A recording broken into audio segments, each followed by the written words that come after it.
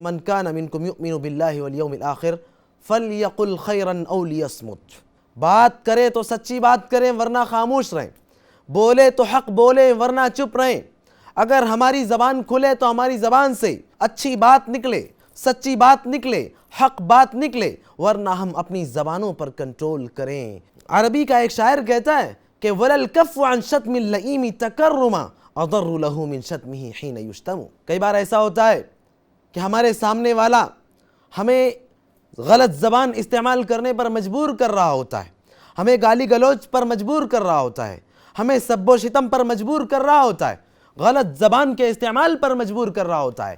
ایسے موقع پر ہم اپنے زبان پر خاموشی طاری رکھیں، ہم اپنے زبان کا صحیح استعمال کریں، ہم اپنے زبان پر کنٹرول کریں۔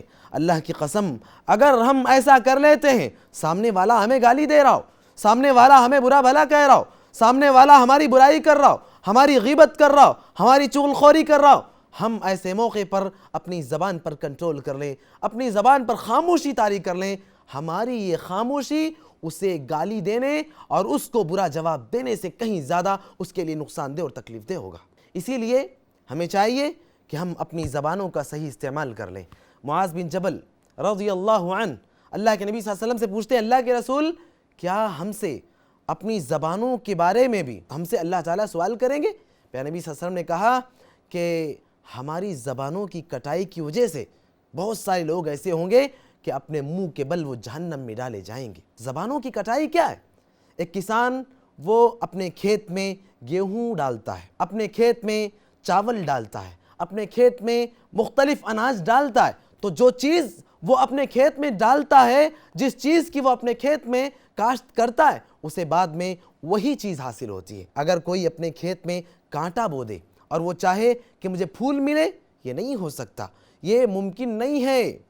اسی لیے ہم جب اپنی زبانوں کا اچھا استعمال کریں، ہم جب اپنی زبانوں کا صحیح استعمال کریں گے تو نتیجے میں ہمیں ہمارے حق میں اچھا نتیجہ ملے گا، ہمیں ہمارے حق میں اچھا پھل ملے گا۔